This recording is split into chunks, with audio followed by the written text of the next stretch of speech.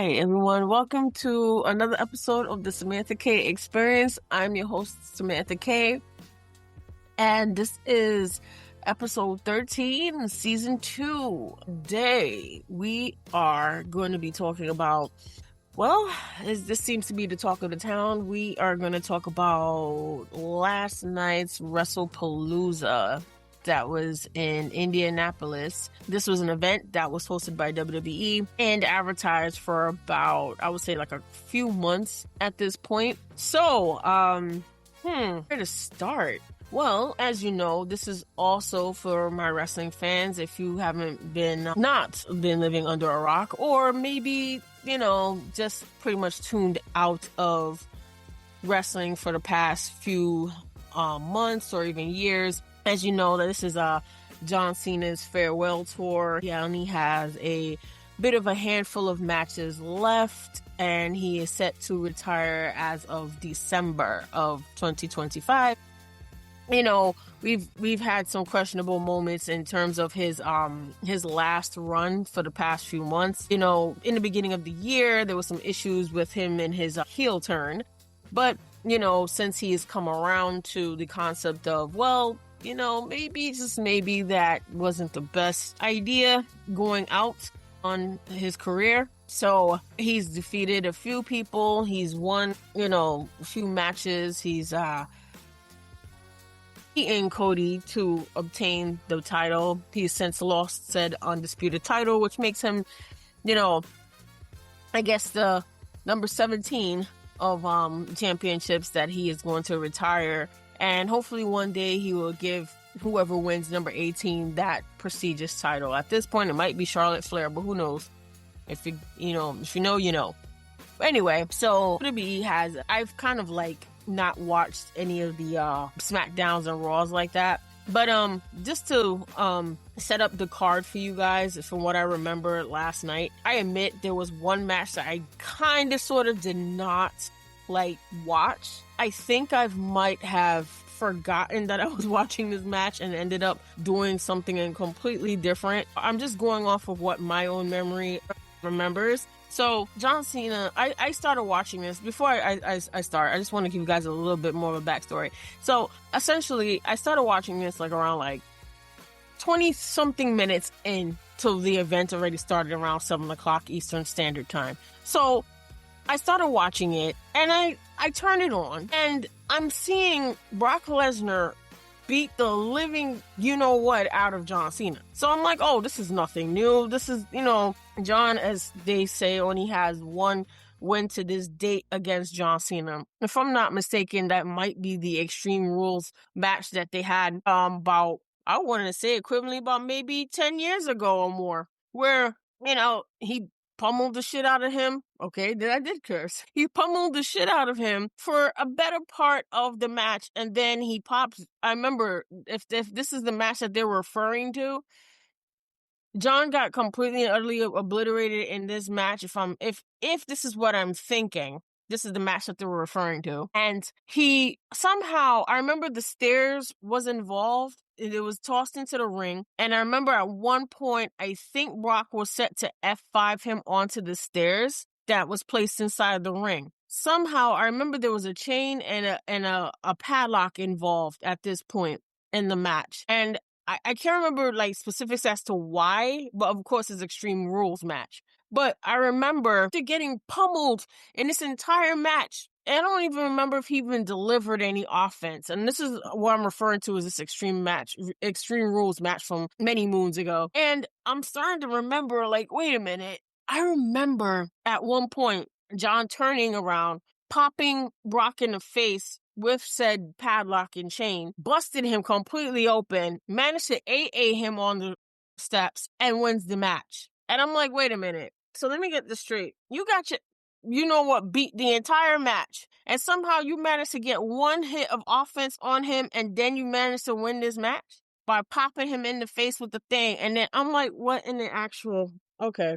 I'm not saying that people who never had any come from behind victories, but I mean, come on, really? So now fast forward, Brock has been, making his claim back into WWE. We know there's some controversy surrounding Brock, and I'm not going to get into it because, for one, I don't want to get sued from these people because I don't have the money to give them, and I really don't have the time nor the patience to be dealing with any lawyers. And moving on. So we're going to talk about Wrestlepalooza now. So the first match that I've managed to like jump into was the match where Brock and John are like fighting, but the thing is, it's like it reads like old school back in the day, completely one-sided. There's not much in the way of moves being done. It's just straight up brutality. If he German suplexed him, I'm pretty sure I've missed it a good chunk of times in this match. I think I came in around like maybe the last 5 minutes of the match, and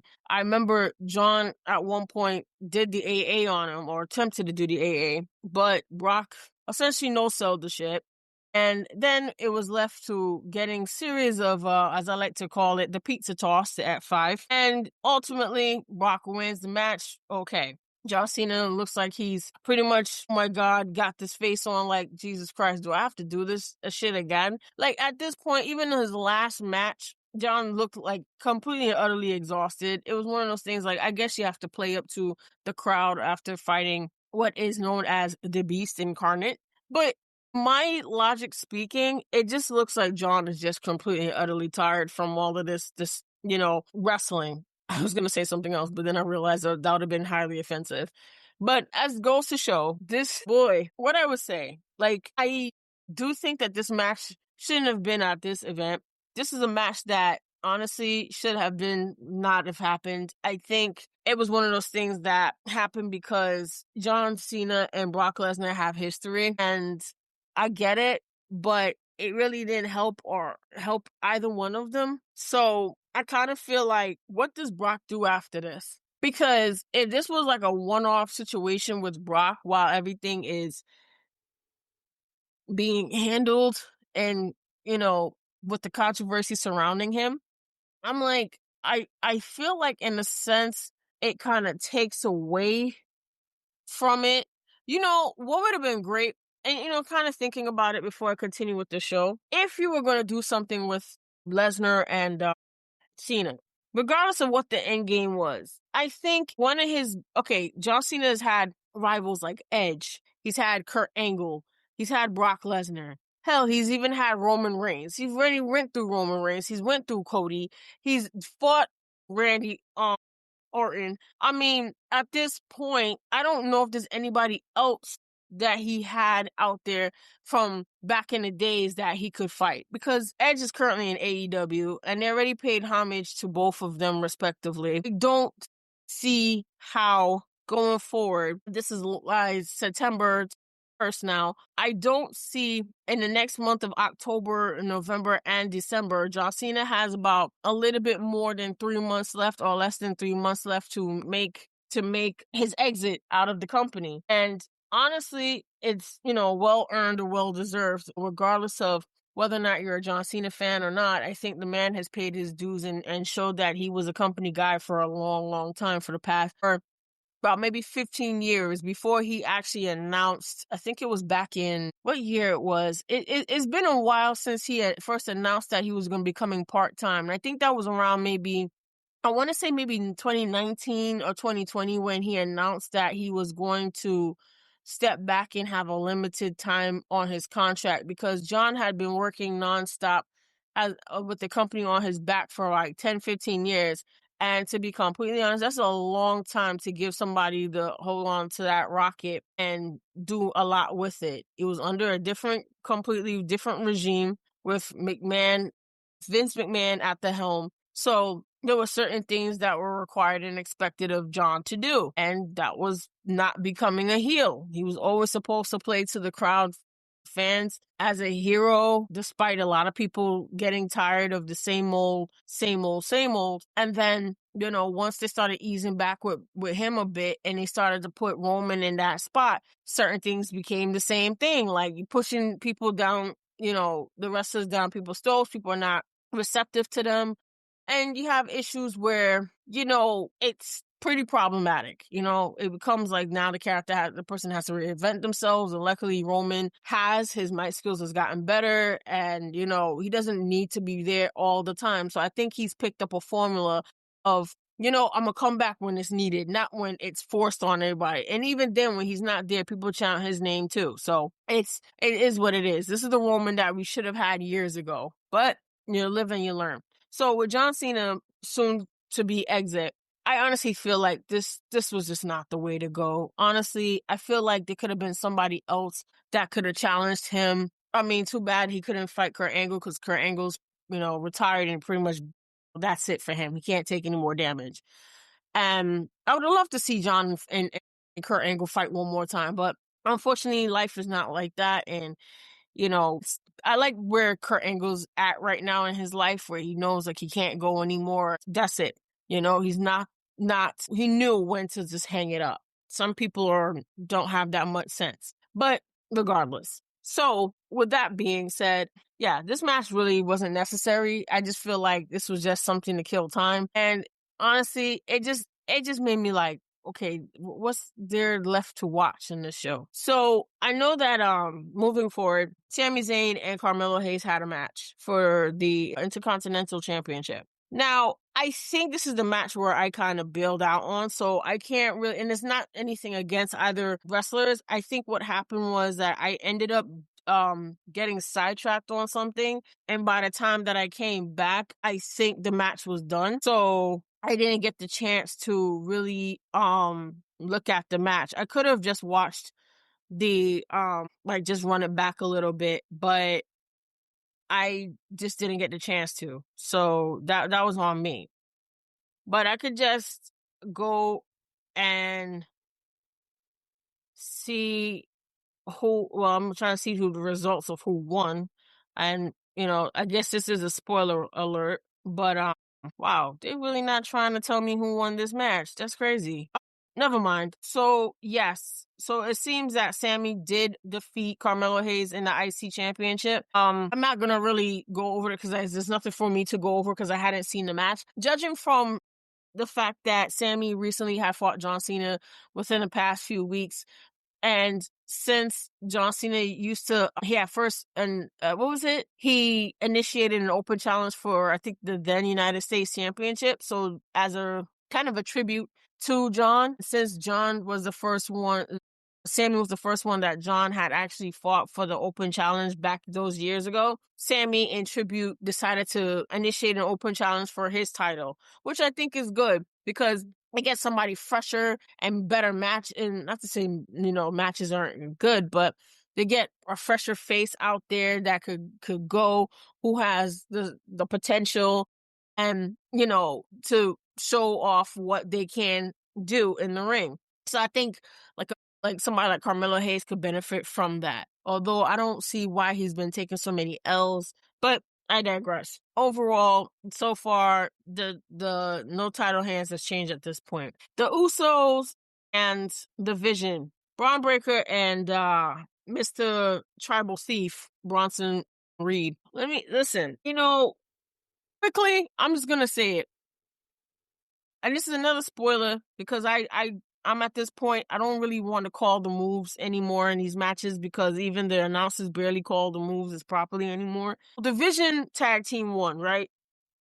Jay and Jimmy caught a double spear through the table by Braun Breaker. Now, if you're going to go and say you're going to reunite the Usos, so essentially Jay is done with the main title picture. Is that what you're telling me? So for all of that, so you know what? I'm going to keep my thoughts and opinions to that separately so I could just run through the event. I'm going to keep my thoughts to myself on that, and then I'll give you my 2 cents on that. So they lost. The Usos had reunited, and they lost to the Vision. The next match that I can remember last night, if I'm not too tired and I'm trying to recall, I feel like I'm forgetting something. There was the tag team match, the mixed tag match with, excuse me. I'm forgetting something. Io Sky and Stephanie Vaquer, my girl, had a match for the vacant, the women's title that was vacant by Naomi due to Naomi being pregnant. And congratulations, by the way, Miss Fatu, because I know I've seen your story, and I can only imagine the level of frustration and anxiety and I can't speak today and anxiety. And I wish you and Jimmy all the best on a healthy and safe baby and delivery. So the title has been vacant for about a couple of weeks now. I'm going to say 3 weeks at best, because I haven't really been keeping track. So both Io and Stephanie have gotten to the point where they are pretty much establishing themselves or already established themselves as strong superstars. I gotta tell you, honestly, this match rocked. Like, I'm not even gonna hold, and I'm not even gonna say it because of that. I like Stephanie Vicker or anything like that. Vicker, it's so weird with that the QUER. Like, I want to say Vicker, but technically it's Vacker, but it's Vicker. That's how she pronounced it. That match between her and Io, and if I'm not mistaken, they made it mention that this was the first time the two of them have fought in the ring. I don't know if that was entirely true, but I think that is true. Man, when I tell you, these two seem like they're evenly matched. Like, they seem like if this was a game, this was like, and they both had the same stats. This is essentially what happens when you put two girls in that know what they're doing, you know? And Io being a former champion, when Naomi cashed in her Money in the Bank contract briefcase and took the title away from her when Io and Rhea Ripley was fighting back in SummerSlam. I think it was SummerSlam when this happened. I think it was SummerSlam. Now, you have to no, they didn't. Did they fight at SummerSlam? Anyway, doesn't matter. I'll get back to that in another date in time. But I just want to say this match was good.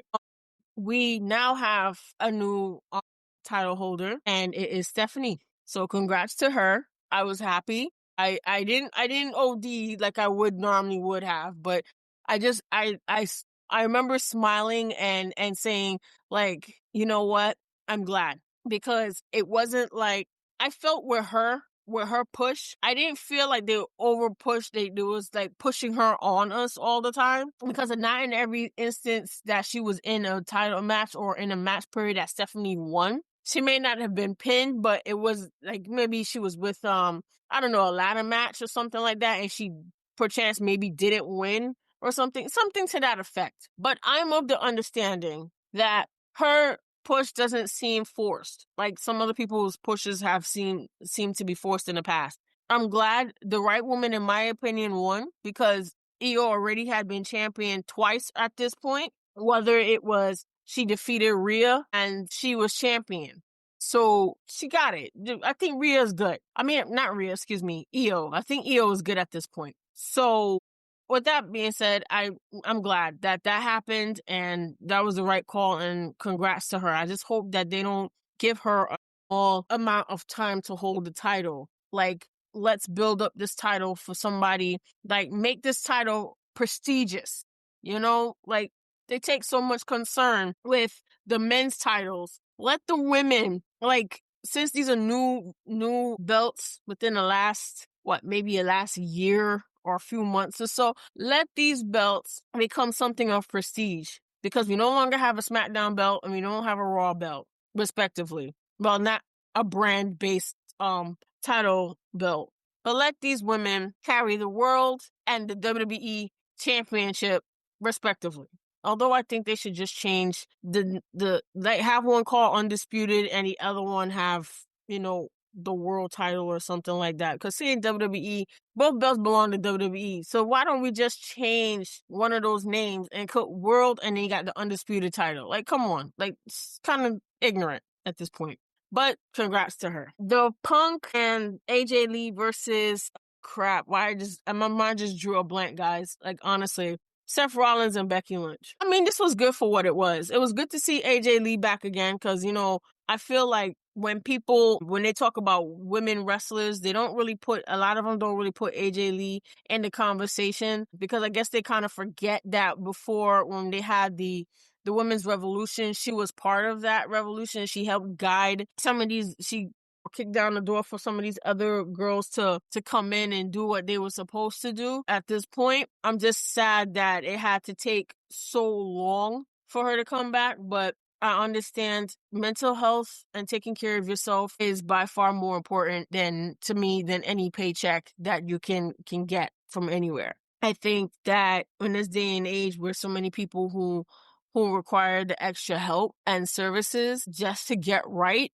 and just to have normalcy in their life, it's important. So I'm glad that she decided to step away and try to advocate for this cause because everyone needs it. I think no matter what we're going through, and as a world, we've gone through a lot in such a short amount of years. And I think we all could benefit from some type of help, regardless of who we talk to. I think that's very important to seek some professional help. It was really great to see her back in the ring. It didn't seem like she lost that much of a step, where some people you could kind of see where they have some ring rust. I'm not going to put it out there, but there are some people who recently came back who look like they could benefit from some more help. But I'm not going to say who, but if you guys have been watching the last few events that they've had, especially the last one that was on Peacock, I can guarantee you guys for sure,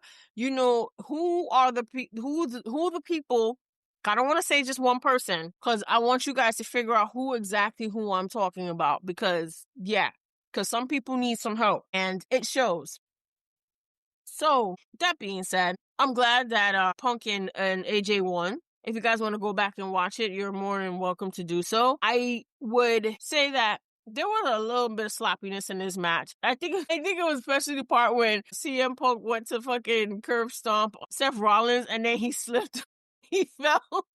He fell out after that, and I'm like, yeah, I think it was just too much momentum, and he couldn't slow down, and then he fell. But it's okay as long as I know that he could just pick himself back up and focus on the match itself. But I thought it was funny. Also, anybody peeped, if you guys watched it, he had on a jacket that said AJ's husband on it, and I died laughing because it was like, you could tell that he really and truly enjoys the fact that she's here, and the fact that he can share the spotlight with her, and it doesn't come off like he's trying to hog everything and whatnot. He's letting her shine. It's her moment. So then you could tell, like, when she comes out, this man is like beaming with pride because that's his girl. And that's up. It's nice to see something like that, okay. So moving on. Like I said, I'm not gonna really call too much of the matches and stuff like the what happened in the match, but I'm not as good as some other podcasters who really call out the moves and stuff. But Drew and my boy Cody, this wasn't bad either. I do think the right person won. I'm sorry, Drew. I love you like crazy. I love both of you guys. Y'all are my favorites. Y'all are my babies. But I think the right person won. And the thing is, I noticed that Drew has taken a lot of L's as of late. But the thing is, even though with those L's, I still feel like Drew is still a strong competitor, because I feel like in some cases, Drew doesn't need the title to be relevant. Unlike some people, boy, I'm gonna tell you, like, you guys, I'm not gonna hold anything. If you guys don't agree with me, and it's just my opinion, you're free to have your opinion. But I'm going to say that I enjoyed the fact that Cody is still champion, because it would have been stupid enough to take the belt off of Cena for Cody to just only have one title defense and then lose it. I mean, like, 2 title defenses and lose on the second one, it wouldn't make sense. It's kind of stupid. And that would have been shitty booking too. So with that being said, the right guy won. Yeah. Also, I know I skipped out on something. If you guys don't know, Stephanie McMahon has also been mentioned as going to be the first member inducted for the 2020 Hall of Fame for next year. I don't know why they did it so early. Maybe they're planning on doing the Hall of Fame a lot earlier next year than they normally would. I personally probably would, because to be completely honest, I think that the Hall of Fame jumbled with WrestleMania is a bit too much. And all jokes aside, with where they're going to WrestleMania, I think is it next year? I'd rather them do the Hall of Fame here and now at the end of the year than to do it. Actually, I can't even say the end of the year. if they did the Hall of Fame like in January or even February before WrestleMania, it wouldn't be that bad because you got WrestleMania weekend plus the Hall of Fame. That's a bit too much for the average fan. And I can imagine that being a bit too much for the wrestlers too, because then some of them, a lot of them have to perform and needing sleep, and it's a bit too much. So judging the climate where WrestleMania is supposed to be, I'd rather they just get the Hall of Fame over and done with now than to wait. So it's just because I just know that more than likely it's not going to go over well just having it over there, especially the fact that with their beliefs, I just don't see it happening where these women, excuse me, I don't like to call them girls, these women wearing these dresses and stuff like that, they can't wear certain things a certain way. And it's going to be a problem. So I'd rather they just get the Hall of Fame stuff out now and call it a day. So essentially, Undertaker comes out. I don't even think he rides the bike all the way around the ring. If he did, I don't remember. He posts up in front of Stephanie, and Stephanie is like, got this look of shock on her face. Like, she's like, what the hell's going on? And you could generally tell that she looks she looks very confused as to what the heck is going on, because she's like, is this part of the show? I don't know. He gets off the bike. He has a microphone and he says, hey, is this seat taken? Can I sit next to you? And he's like, it feels different sitting here on this side. And she's like, okay. And then they sit down. He says, we known each other for a long time. And she's like, yeah. And then, he proceeds to tell her a very long time. She's like, yes. And then he was like, well, I just want to come here and tell you that you are the first inductee to the 2026 Hall of Fame. And she just gives him a look like, what? And then she's like, yeah, congratulations. And he's like, so he gives her a big hug. You can tell she probably broke down in that moment. And I'm like, wow, Stephanie is in the Hall of Fame. That's crazy. Because I've always thought that she and Triple H would have gone in together, but they surprised the hell out of her, and you could tell on her face that she was shocked, because she was like, what? You could see like she's all scrunchy and everything in her face. But congratulations to Stephanie McMahon. Honestly, I'm not really mad at the pick, because quite frankly, Stephanie did contribute a lot to this business. And especially during the Attitude Era when she and Triple H were that power couple. Now, this is me and my 2 cents era right here. Never in the history will I ever put Becky Lynch and Seth Rollins, and there's no disrespect to Becky Lynch and Seth Rollins, respectively, but there's no way in history that I'm going to call them as the best power couple this wrestling business has ever seen. Because you know why? I'm going to tell you one thing. First of all, my heads didn't even know y'all was together at some point or another. Like, even up to a few years ago, a lot of people didn't even know y'all was together. Because the last thing everyone remembered, he was dating somebody else, and then that broke up. And then if anybody remember anything, nobody knew who she was dating. I don't follow who dates who like that. Sometimes you hear things, you see things. But overall, I would put Macho Man and Miss Elizabeth over you guys. Okay? So for them to say that is just beyond ridiculous to me. Hell, I put Triple H and Stephanie because you know why? They set the blueprint for being a wrestling couple. Although she wrestled, not as much, but she wrestled, Stephanie still made some contributions to this business. And on top of it, she both and her husband were part of the Authority. Remember that annoying ass group of people that kept on trying to make sure that Daniel Bryan would never become anything other than just a mid-carder? Yes, I remember that freaking group very well. It's between her, John Laurinaitis, his ass, and Vince were over there trying to thwart any plans Daniel Bryan and his Yes Movement from achieving anything. That's why they dicked him out of his title shot, his title win, and then had Randy come down there and, beat him and take the title. Because that's what we do when we don't have, champions that don't look like us, right?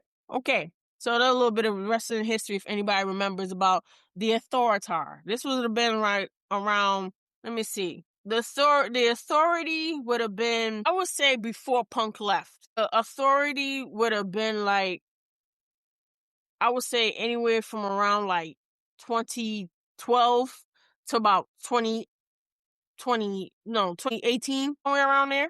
Maybe at best. So they was there for around like maybe a good 3 or 4 years. Cause Punk left around like what, 2014, I think it was. 2015. No. He didn't leave 2015. He was already gone by 2015. But I think he left around 2014, 2013, somewhere around there. And he, you know, the authority was a thing. But I would never call those two Mr. Lopez. Actually, no, let me not do that. Let me not call him by his government name because that's rude. I would never say Seth Rollins and Becky Lynch was that couple because, quite frankly, I just don't. I just don't. You guys haven't had that mileage yet. Now, if it was Miz and Maurice, I would put Miz and Maurice before you two because at least Miz and Maurice been a couple for over a decade at this point. I would more put Miz and Maurice as the super couple there. And Maurice hasn't even been seen on TV in God knows how long. By the way, I hope she's recovering nicely and she recovered well from that surgery that she had. I think it was like last year. So we'll give her some well wishes. I saw the Miz out there commentating on SmackDown. And I just, hope that she's doing very well. Her and the girls. So if they ever hear this, I hope they're doing fine. Now, I'm kind of like, nah. Like, you guys doing too much. And this whole angle with Becky Lynch hitting CM Punk and slapping him, and for some reason, like, she said, AJ said she was motorboating him for some strange reason. Freaking weird, bro. Freaking weird. Okay, so it's, like, really weird because I think I would never, like, the whole thing with her hitting him, I admit that I'm not a big fan of that because it's one of those things like, okay, they have intergender matches all the time and different wrestling promotions. And to be completely honest, they haven't had one in WWE for a long time as far as I'm concerned, because there's always that worry of, going too far, hitting woman and all this other stuff, injuring her, and, because men are stronger. But here's the thing. I'm of this thing where, and I'm glad CM Punk didn't never hit her. But what I'm annoyed about is a constant, like, her thinking she could just get away with it and nothing can happen to her. That was a problem that I had because it was like, you're setting a precedent that you can just do whatever you want to this man and he can't do nothing to you. But guess what? For this mixed tag match, I like how the women were supposed to fight the women and the men were supposed to fight the men. But then you see the women getting grabbed up by the opposing men all the time because for some reason, Becky thought it was funny to go and start slapping him when she went around their side of the ring. And I'm sitting here like, now here in logic terms, if you're gonna take we figure this is wrestling, is not real life, but let's say she did do that out in the street and she turned around and she got punched in her face for it. Now people will say, well, he's a man, why couldn't he not do something like that? But in mindset, when you keep poking that bear, something bad might happen to you. I'm not saying that she deserves to be knocked out unconscious and all this other stuff. No. But some people, like in this case, Becky thinking a bit too highly of herself, she should get what she paid for. I'm just saying. That's the street logic. I don't typically like the whole putting your hands on each other, but I'm also of the school of F around and find out, And to be completely honest, I think like when they keep showing stuff like that, I'm like, dude, can you just stop her from slapping this guy in the face, please? Because it's kind of annoying and it's triggering. And then she's like, what you gonna do? Like, come on, really? Lady, you're like 5'4". Like, come on, stop. But the match was like completely all over the place. But I would never, going back to my original point, I would never consider them that power couple. Yes, currently, because y'all two finally, for all the time that they were together and then now they decided they were both on different shows at different points. How come now all of a sudden now they give a shit about putting her with his group, the Vision, when he had that other group with AOP, which was the holy crap, I forgot the name of the damn thing. When he was the Monday Night Messiah, then he became the Friday Night Messiah and all this bullshit. When she was there, why the hell couldn't he have gone? She could have joined him and his faction from then. Before before AOP got injured, she could have joined his faction from then. Why didn't they think to do that? Now all of a sudden I'm supposed to believe after all this time she's gonna traipse over there and be like, yes, my hot husband. First of all, lady, listen, I'm glad that you have that confidence that he's hot to you. That's 100% on you. Congratulations. I'm glad that you think that your husband is hot. as you should feel that way. But I'm like, I don't see you guys as that power couple. I just don't. And then speaking of, to be completely honest, if you guys are gonna put them two together, shouldn't both of them be carrying world titles and not just he carrying a higher ranking title and she's carrying like the work woman's title? Shouldn't she be having like the world championship title at this point? Both of them should have carried it. She literally is the IC champion. I'm sitting here, he's the world champion IC. I don't, what? I'm like, no, why? Why does she have a lesser belt than him? That's one. And prestige at that, too. Why does she have a lesser known thing belt than you? And then y'all coming out like freaking Pop-Tarts. What is that? Y'all better y'all fashion choices are beyond ridiculous at this point. Like, you guys literally feel like you're trying to embody like parts of Miz and Maurice, and it's not even working for your benefit because I've never seen Miz and Maurice dressed this god awful yet. Miz will come out wearing his gear, and I'm just like, okay, but you two I don't know. It's like y'all currently always on Fashion Week for some strange reason where nobody asked you to do all of this extra shit. And then for some reason, the company decides, okay, so he has this theme that a lot of people adore, almost just as much as they adore Cody's theme. And yet still, your wife comes out to a theme that nobody knows and doesn't even have the same level. First of all, why the hell did y'all choose to change her theme music at this point? Her theme music when she first became the man should have changed. Instead of having whoa all through all of the damn time that she was the man. Even when she was big time Bex, she still had the same freaking theme. Why the fuck do you guys wait till now to change the woman's theme? Nobody cares what the hell this shit is. I don't know the damn theme.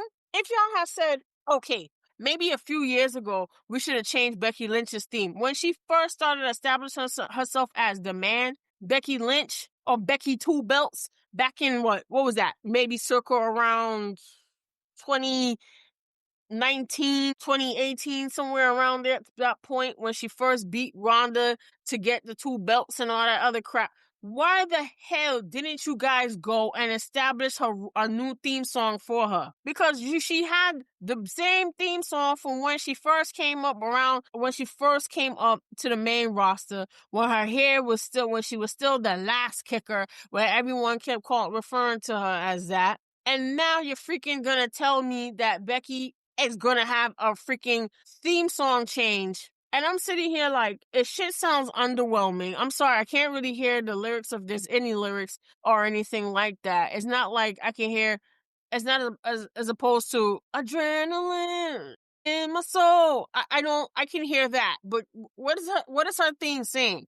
What is her theme saying? Can anybody like write down to me or explain to me what is her theme? What is it? I know it's rock related, but I can't tell what the hell what is it? Again, changing the theme song, the outfit, the entrance is about three of the parts that make key for a wrestler. I can't mess with your music, your theme music, your appearance, and your intro period. I am not interested in invested in you as a character. I don't even want to hear what you got to say at this point. You're supposed to make the music count just as much as the damn superstar. And here I come out, I hear to see this chick come out.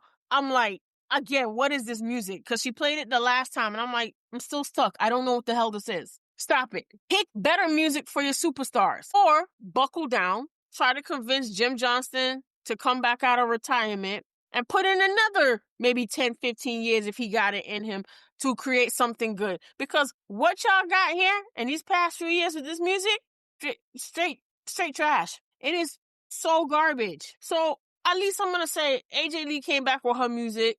It fits her. You know what her music is. Becky, you've been there for all this time. Nobody knows your music, dog. And then it's like it's giving like, all jokes aside, you starting to make me want you to go away. And I'm just like, I'm at this point where I'm like, she's good. Like Becky, but at this point, I'm just starting to like just get a bit too tired of her. Cause to be honest to me, I just didn't really feel like she should have just came back and swooped in and take the title like that from Lyra Valkyria. Lyra, to me, could have had more matches where she could build up that belt since she was the inaugural women's IC champion.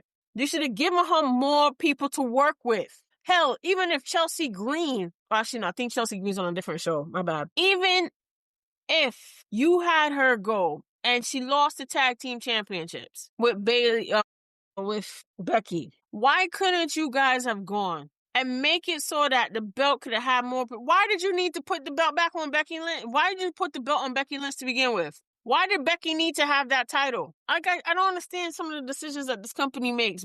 It's like y'all don't trust the new talent to carry these belts. You don't. You keep bringing back the older people to make it seem like, well, and, let's give her one that she's never had before. And what's next? Move her on fucking SmackDown so she could go after the Women's United States Championship? What then? Wait, I think they're all on SmackDown. I'm not sure. Whichever show y'all are on, I don't even care at this point. I'm just annoyed at the fact that you guys this company constantly does things that just don't make any sense. The only thing that I noticed that they made sense last night for Wrestlepalooza was having some of the right people win the match. But overall, I can't even say the right people win the match because that Brock Lesnar, listen, the Brock Lesnar thing, no, I don't agree with that. What I do think is they could have, I don't know what who Cena's going to fight for the next few months or so, but I feel like if you're going to go out like that, you could have used Brock for last. And honestly, you could have had Cena win to Brock and lose and win on a good note. Go out on a good note. That he finally beat him twice, and that's it. You ain't got no more runbacks, Brock. That's it. You done fought Cena a billion times and decimated this man. How much more beatings that you think you can give him? That's it. If you could go and give Cody the level of respect that you gave him 2 years prior and then left after you fought Roman and lost, you lost to Roman, if I'm not mistaken. You beat Cody once. I think you and Cody had like 3 fights and Cody beat you twice, I think. My personal feeling is you got to think long term. We don't have much time left for John Cena. I don't know how much appearances he got left, but you could clearly see this is taking a toll on him. Let this man just go out gracefully. I don't think him losing to Brock should have been the right way, because especially since this was the last time that people were going to see him fight in Indianapolis, I feel like we should have given him a bit more, but I digress. Shouldn't have happened. This match could have just been on like a Raw, SmackDown, or whatever the hell, even in a Saturday Night Main Event, like somebody mentioned on TikTok. But it is what it is. Like I said, there was something I mentioned about AJ coming back, and I'm gonna wrap up this episode because I realize that I'm going on a tangent and I'm starting to get mad, and I don't want to make this about me being mad at the company and all this stuff.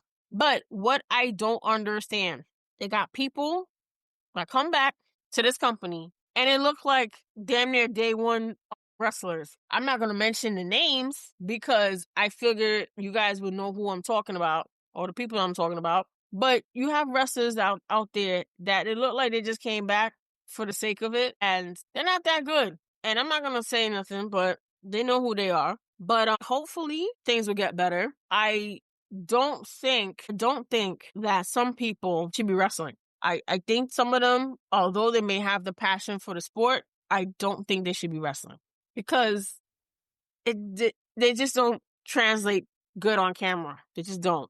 Kind of sloppy work. And a special note to the little power couple. I'm going back to them for a quick second. All jokes aside, now, I used to talk about Seth Rollins and say, well, he's not a bad guy. He's not a bad wrestler. I do think that he carried his company. He was the MVP for last year's WrestleMania. I do give him that much. Last year's WrestleMania, I believe when Cody and him tagged together, I do feel like, yes, he was that MVP. He was that dude. However, I also think sometimes when they put the belt on certain people, I don't understand why they needed to have Seth be champion again. That was one thing that I kind of felt a bit miffed about, because I get it. He was Money in the Bank and he screwed over CM Punk to become champion again. I don't know if it's in CM Punk's contract where he's not really going to be champion. He's just gonna have some fights and he's not gonna,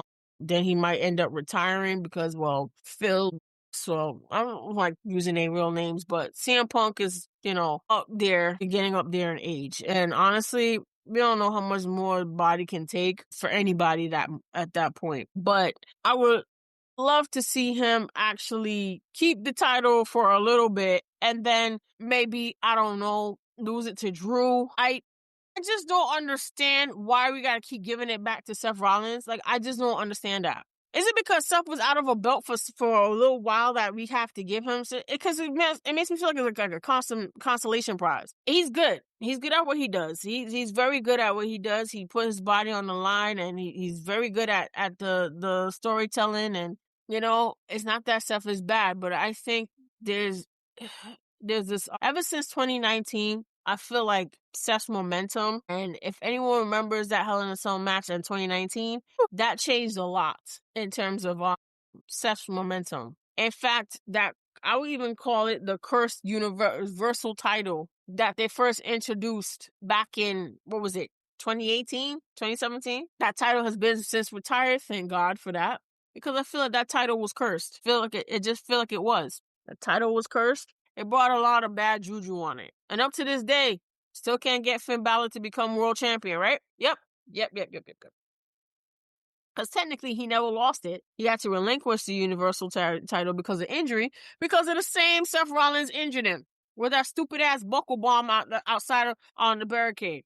Yep. So still can't get Finn Balor to become main event status to the point where he could get back his title that he technically never lost. So, and they never put him back into that contendership really that much either. You see how that company play games? They think people gonna forget. Like, he was a whole champion and he was supposed to be the first inaugural Universal Champion. And then look what happened. Gets the title, boom, gets injured.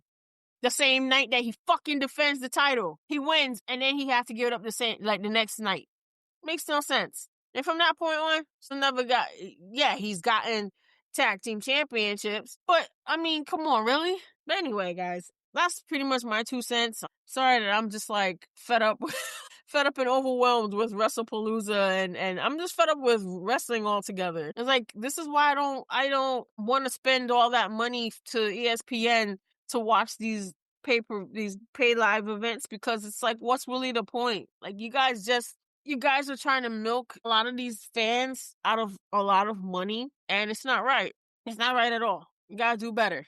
But yeah, that's it for me. Stay tuned for my next episode. We're going to talk about K-pop Demon Hunters. I finally got to sit down and watch it, guys, yesterday. Took me a minute because I was, distracted as usual. And yeah, I gotta say, does like. So we're going to sit down, talk about it. So hopefully we're going to have a good time. Hopefully we're going to talk about a few other things coming up for the next few months before the year ends. And I'll see you then, guys. Well, this is Samantha K, and this has been the Samantha K Experience. Talk to you soon, guys. Take care. Bye-bye.